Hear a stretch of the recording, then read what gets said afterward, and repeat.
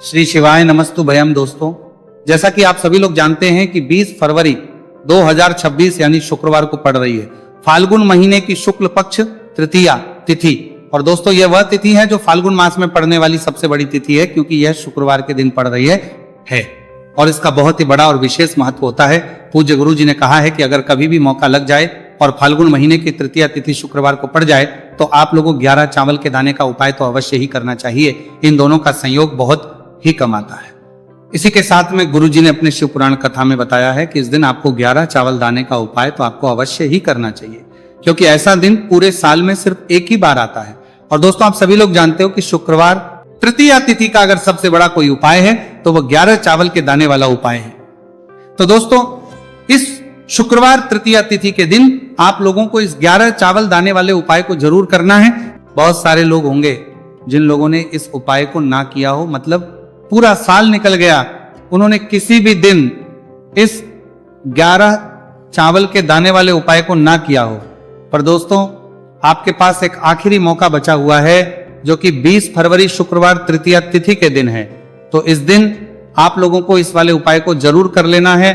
भले ही आप पूरे महीने भर इस उपाय को ना किया हो, पर अगर आपने इस फाल्गुन महीने की तृतीया तिथि के दिन अगर इस वाले उपाय को कर लिया तो आपको इस उपाय को करने का वो फल मिलेगा जिसकी आपने कभी कल्पना भी नहीं करी होगी। इसीलिए आप लोग इस वाले उपाय को एक बार जरूर कर लेना है, ताकि आप लोगों के हाथ से यह मौका ना जा सके और आपको इस उपाय को करने का फल मिल सके। दोस्तों, यह उपाय पंडित जी ने अपनी अभी की श्री शिव महापुराण की कथा में बताया है जी। इस उपाय को आज हम आपको बहुत अच्छे से समझाने वाले हैं। इस वीडियो को देखने बाद इस उपाय को समझने के लिए आपको कोई और वीडियो को देखने की जरूरत नहीं पड़ेगी। तो चलिए दोस्तों, उपाय को शुरू करते हैं। देखिए, ये इस फाल्गुन महीने के शुक्रवार तृतीया तिथि के दिन ये इतना खास होता है, इतना महत्वपूर्ण होता है। देखा गया है कभी कभी बड़े बड़े पूजा पाठ अनुष्ठान से जो मनोकामना पूर्ण नहीं होते, वो फाल्गुन महीने के शुक्रवार तृतीया तिथि के दिन एक छोटे से उपाय करने से ही आपकी मनोकामना पूर्ण हो जाती है। और बहुत सारे लोग इस उपाय को किया भी है और उनको इस उपाय को करने का फल भी जरूर मिला है। अगर आप लोग भी इस उपाय को करना चाहते हैं तो आप इस उपाय को पहले अच्छे से समझ लेना, सुन लेना, उसके बाद करना। आपको इस उपाय का फल जरूर मिलेगा। और इस उपाय को कर लेने से आपके घर में चाहे किसी भी प्रकार की दुहक और समस्या क्यों ना चल रही हो, आपको उसका कारण भी नहीं पता है कि भाई ये समस्या किसका कारण से चल रही है, उसका भी कुछ कारण हो सकता है, जैसे पितृदोष हो सकता है या किसी भी तरह का मंगल दोष भी हो सकता है। तो इस दिन आप लोगों को ये वाला उपाय कर लेना है। ये एक ऐसा उपाय है जिस उपाय को अगर किसी विशेष दिन पर किया जाए तो भाई उस विशेष दिन का जो है वह तो हमें मिलता ही मिलता है, पर हमने उस दिन पर इस उपाय को किया है तो हमें उससे भी बड़ा फल मिलता है, और फल बहुत जल्दी मिलता है, क्योंकि आप इस उपाय को बहुत ही बड़े और विशेष पर कर रहे हो। तो चलिए अब उपाय के बारे में बात करते हैं, लेकिन उससे पहले आप लोगों को यह जानना आवश्यक है कि आखिर यह उपाय किस समय करना है, किसको करना है और कैसे करना है। तो चलिए हम आगे आपको वीडियो में एक एक करके बता देते हैं। लेकिन उससे पहले अगर आप लोग हमारे चैनल पर पहली बार आए हैं या फिर मेरी आवाज आज पहली बार सुन रहे हैं तो हमारे चैनल को सब्सक्राइब जरूर कर लेना, और इस वीडियो को करके कमेंट बॉक्स में श्री शिवाय नमस्तु भयम ओम नमः शिवाय जरूर टाइप कर देना। तो दोस्तों, इस 11 चावल के दाने वाले उपाय को हमें इस शुक्रवार तृतीया तिथि के दिन कैसे करना है, किसको करना है, किस समय करना है और कहां पर करना है, ये सारे सवालों के जवाब आपको इस वीडियो में मिल जाएंगे। और जो ये वीडियो देखेगा भाई, उसको 11 चावल के दाने वाला उपाय जरूर करना चाहिए, क्योंकि इस दिन एक चावल के दाने का बहुत ही बड़ा और विशेष महत्व होता है। और जब बात आ जाए 11 चावल के दाने की तो ये सोने पर सुहागा वाली बात हो जाती है, और ये एक बहुत ही बड़ा उपाय हो जाता है इस शुक्रवार तृतीया तिथि का। तो अब दोस्तों, इस 11 चावल के दाने वाले उपाय को आखिर करना किसको है, सबसे पहले हम लोग वो बात जान लेते हैं। तो देखो, घर की जो बड़ी माताएं बहनें होती हैं, उन माताओं बहनों में से कोई भी एक बड़ी माता बहन इस वाले उपाय कर सकती है। और दोस्तों, अगर आप चाहें तो अपने घर में से सभी सदस्यों को भी इस उपाय को करवा सकते हैं। अगर किसी व्यक्ति की खुद की कोई मनोकामना है, खुद की कोई दुख और परेशानी है जो कि वह अपने लिए ही करना चाहता है, इस वाले उपाय को तो वो खुद अपने लिए भी कर सकता है। बाकी अगर कोई घर में से ऐसा है जो कि अपने पूरे घर परिवार की सुख और शांति के लिए ये वाला उपाय करना चाहता है, तो भाई वो भी कर सकता है, उसमें भी कोई दिक्कत वाली नहीं है। कहने का मतलब यह है कि इस उपाय को हर एक सदस्य भी कर सकता है और पूरे घर परिवार के सदस्य के लिए घर की बड़ी माताओं बहनों में से कोई एक माता बहन भी कर सकती है। माताएं बहनें अगर घर में उपस्थित ना हो या वो ये वाला उपाय ना कर पा रही हो तो फिर घर का कोई बड़ा सदस्य भी इस 11 चावल के दाने वाले उपाय को कर सकता है, चाहे फिर वो पुरुष ही क्यों ना हो, उसमें कोई भी दिक्कत वाली बात नहीं है। अब दोस्तों इस 3 बल के दाने वाले उपाय को हमें करना कहां पर है? हमें इसे शिव जी के मंदिर में जाकर करना है। बहुत सारे लोग प्रश्न करते हैं हर एक उपाय को करते समय, क्या हम इस उपाय को घर पर कर सकते हैं? तो इस वाले उपाय को आप घर पर नहीं कर सकते हो। इस वाले उपाय को करने के लिए आपको शिव जी के मंदिर ही जाना पड़ेगा। उसके बाद में दोस्तों जो अगला प्रश्न निकल कर आता है वो ये आता है, इस उपाय को लेकर कि आखिर इस उपाय को हमें किस समय करना है, सुबह के समय करना है कि शाम के समय करना है? तो देखो इस वाले उपाय को आप लोग सुबह के समय भी कर सकते हो और शाम के समय प्रदोष काल में भी कर सकते हो।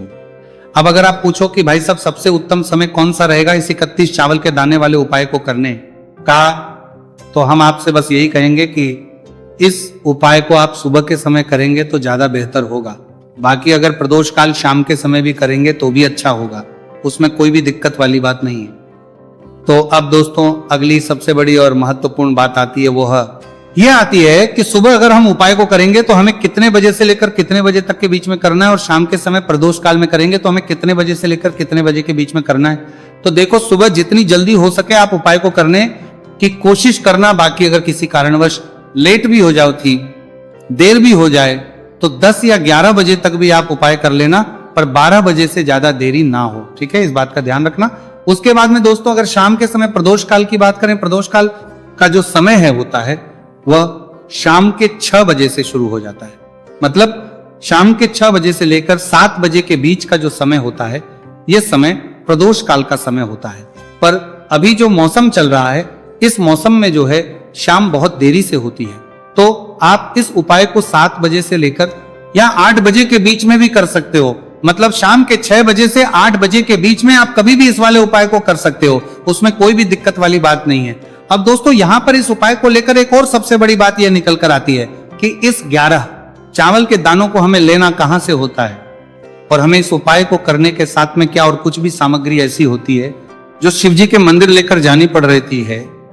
तो देखो यहां पर हम आपको बता दें, सबसे पहले आप लोग ये जान लो कि ये जो 3 चावल के दाने वाला उपाय है, सिर्फ और सिर्फ आप उपाय की सामग्री लेकर कभी भी शिव जी के मंदिर मत जाना, क्योंकि हमें भगवान के सामने ये नहीं दर्शा है कि अगर हम भगवान शिव जी के मंदिर आए हैं तो अपने फायदे के लिए आए हैं। तो इसलिए जो भी पूजन सामग्री है, उपाय सामग्री है 11 चावल के दाने, इसके साथ में आपको पूजन सामग्री भी जरूर लेकर जाना है। देखो अगर सुबह के समय उपाय कर रहे हो तो सीधी सी बात है, 1 लोटा जल तो आप लेकर जाओगे ही जाओगे। वही 1 लोटा जल अगर मिट्टी का जल हो तो बहुत अच्छा रहेगा। मिट्टी का जल कैसे बनाता है इसके लिए हमने पहले से बहुत सारी वीडियोस बना दी है आपके पास। इस दिन एक आखिरी मौका रहेगा, मिट्टी का जल शिव जी पर चढ़ने का और उपाय को करने का बहुत बड़ा आपको इस दिन फल मिलेगा। तो इसीलिए इस दिन हो सके तो भाई मिट्टी का जल चढ़ाना, तो अपने साथ में कम से कम 1 लोटा जल तो आपको लेकर जाना ही जाना है। अगर मिट्टी का जल नहीं है तो घर का जल भी आप इस्तेमाल कर सकते हो। इसके अलावा जो भी पूजन सामग्री है, देखो 11 के दाने ये अलग आपके रहेंगे और जो आपकी पूजन सामग्री रहेगी वो अलग रहेगी। पूजन सामग्री में आप जो भी चीज लेकर जाना चाहे वो लेकर जा सकते हैं। एक बेलपत्र भी लेकर जा सकते हैं, उसमें कोई भी दिक्कत वाली बात नहीं है। वहीं अगर हम बात करें शाम के समय की, तो शाम के समय शिव जी पर जल नहीं चढ़ता है, इसीलिए शाम के समय आप लोग एक दीपक तैयार कर लें जो कि गोल तीखा आटे का शुद्ध देसी गाय का घी का होगा, है ना। इस बात का आप लोगों को ध्यान करना है। और इस दीपक को आपको घर से जलाकर नहीं लेकर जाना है, भगवान शिव जी के मंदिर में जाकर ही जलाना है। इस बात का भी आप लोगों को ध्यान रखना है। अब दोस्तों यहां पर हमें इस बात को समझना है कि ये 11 चावल के दाने हमें लेना कहां से है। क्या हमें दुकान से लेकर आना है या हमें अपने घर से लेना है या कहां से लेकर आना है और कौन से चावल लेना है, क्योंकि चावल भी बहुत प्रकार के होते हैं। तो देखो इन सभी सवालों के जवाब आप लोग एक बात में सुन लो कि भाई जो उपाय है, इस उपाय में आपको ये नहीं देखना है कि भाई कौन से चावल है कौन से चावल नहीं है। बस जो भी चावल ले रहे हो वो चावल का दाना सबूत होना चाहिए, मतलब साबुत होना चाहिए, टूटा हुआ नहीं होना चाहिए, कटा पीटा नहीं होना चाहिए। ये बात आपको ध्यान रखना है। बाकी आपका चावल बासमती हो या सादा चावल हो या कोई सा भी चावल हो, उसमें कोई भी दिक्कत वाली बात नहीं है। तो सीधी सी बात है कि आपके घर के रसोई घर में जहां पर आप बनाते हो वहां पर जो भी चावल आपके उपस्थित हो, उन चावलों में से अपनी एक कटोरी भर लेना या एक मुट्ठी चावल अलग से निकाल कर रख लेना, क्योंकि हम 11 चावल ही यहाँ पर इस उपाय में लेने वाले हैं, तो हमें ये चावल के दाने गिनकर निकालने पड़ेंगे। इस बात का आप लोगों को ध्यान रखना है।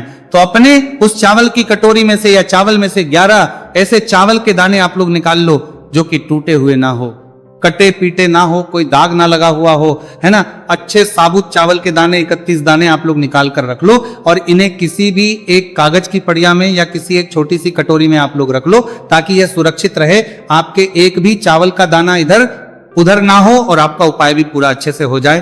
तो भाई जैसे ही आपका उपाय की जो सामग्री है 11 चावल के दाने ये तैयार हो जाते हैं, उसके बाद में आपको जो भी अपनी पूजन सामग्री है, सुबह समय कर रहे हो तो एक लोटा जल और एक बेलपत्र या पूजन सामग्री जो लेकर जाना चाहो उसकी भी तैयारी कर लेना, और शाम के समय जा रहे हो तो भाई अपना जो दीपक है उसे तैयार कर लेना, ठीक है। और उपाय को करते समय शुद्धता का विशेष रूप से ध्यान रखना, ठीक है। सुबह सुबह स्नान करने के बाद ही उपाय को करने की आप लोग तैयारी करना। उसके बाद अगर शाम के समय की बात करें तो शाम के समय आपको स्नान करने की जरूरत नहीं है, पर शुद्धता ध्यान रखना है। आपको स्नान तो नहीं करेंगे, आप हाथ मुंह धोकर भी इस वाले उपाय को शाम के समय प्रदोष काल में कर सकते हैं, इसमें कोई दिक्कत वाली बात नहीं है। तो आप अपने उपाय की पूरी सामग्री तैयार करके आपके पास ही में जो आपका शिव मंदिर हो वहां पर पहुंच जाइए। सबसे पहले शिव मंदिर में जाकर आप लोगों को उपाय नहीं करना है, पहले भगवान के दर्शन करना है, भगवान से आशीर्वाद प्राप्त करना है, फिर शिव जी की शिवलिंग के पास में आना है। शिवलिंग के पास में आने के बाद जो पूजन सामग्री लेकर आए हुए हैं, जैसे कि सुबह गए हुए होंगे तो एक लोटा जल और जो भी पूजन सामग्री लेकर आए हैं आप उनसे भगवान शिव जी की पूजन कीजिए। सबसे पहले तो एक लोटा जल ही चढ़ेगा, फिर आपको एक बेलपत्र श्री शिवाय नमस्तु भयम का जाप करते हुए शिवलिंग पर चढ़ा देना है। उसके बाद में आपकी पूजन सामग्री चढ़ेगी। उसके बाद में अगर दोस्तों शाम के समय अगर आप इस उपाय को कर रहे हो तो अपने साथ कम से कम एक जो दीपक है गोल बाती का जो आप अपने साथ में लेकर गए हो, उस दीपक को मंदिर में जाकर अपनी माचिस से जलाना है और उस दीपक को शिवलिंग के पास में रखना है, ठीक है। इस दीपक को रखने के बाद ही आप लोगों को अपना ये वाला उपाय शुरू करना है, और दीपक को ज्यादा पास में मत रखना, वैसे भी गर्मी पड़ रही है, भगवान शिव जी को आंच नहीं लगनी चाहिए, है ना। तो भाई जैसे ही आपकी पूजा अर्चना हो जाती है आप भगवान शिव जी को प्रसन्न कर लेते हैं। उसके बाद शिवलिंग के पास ही में आप कहीं पर बैठ जाइए, सामने या आसपास जिस जगह पर आपको बैठना हो वहां आप क्या रहे और पर बैठ जाइए और अपने वो 11 चावल के दाने अपने सामने निकाल कर रख लीजिए, क्योंकि अब यहाँ पर उपाय को यहाँ पर करने की आपको तैयारी करना है। और इस तरीके से जब आप उपाय करेंगे, पूजन सामग्री करने के बाद, पूजन अर्चना करने के बाद, तो आपको उपाय का फल बहुत जल्दी और बहुत होकर मिलेगा। तो अपने चावल के अपने सामने निकाल कर रख लेना। और ये जो उपाय है ये आपकी सीधे हाथ की हथेली से होगा, इसलिए इस बात का भी विशेष रूप से ध्यान रखना है। तो सीधे हाथ की हथेली का प्रयोग करके ही आप लोग अपना इस वाले उपाय को करना। अपने सामने जो भी आपके कागज की पुड़िया है उसको खोल कर रख लो, या कटोरी है तो भाई उसे अपने सामने रख लो और अपने वो 11 चावल के दाने निकाल लो, ठीक है। उसके बाद में दोस्तों अब आपको क्या करना है कि शिवलिंग आपके सामने होगी, तो आपने वो 11 चावल के दाने एक एक करके जहां पर आपने बेलपत्र चढ़ाए आपको शिवजी के शिवलिंग के ऊपर चढ़ाना है। कहां पर चढ़ाना है? शिवलिंग के ऊपर चढ़ाना है, और कहीं पर भी नहीं चढ़ाना है। आपको अपने हथेली से तो शिवलिंग के ऊपर चढ़ाना है, भले ही फिर वो अपने आप जलाधारी पर गिर जाए, ये मतलब वहीं पर गिर जाए उसमें कोई दिक्कत वाली बात नहीं है, पर आप चढ़ाओ शिवलिंग के ऊपर। तो आपको क्या करना है, अपना पहला चावल का दाना उठाना है, श्री शिवाय नमस्तु भयम बोलना है और शिवलिंग पर चढ़ देना है। इसी तरीके दूसरा चावल का दाना उठाए, शिवलिंग पर चढ़ना है और मंत्र बोल देना है, और फिर तीसरा चावल का दाना उठाना है, श्री शिवाय नमस्तु भयम बोलना है और चढ़ देना है। इसी प्रकार से आपको पूरे 11 चावल के दाने एक एक करके शिव जी के शिवलिंग के ऊपर चढ़ाना है और भगवान से प्रार्थना करते जाना है। मतलब प्रार्थना तो आपको आखिरी में करना है, पर हर एक चावल के दाने को चढ़ाते समय श्री शिवाय नमस्तु भयम जरूर बोलना है।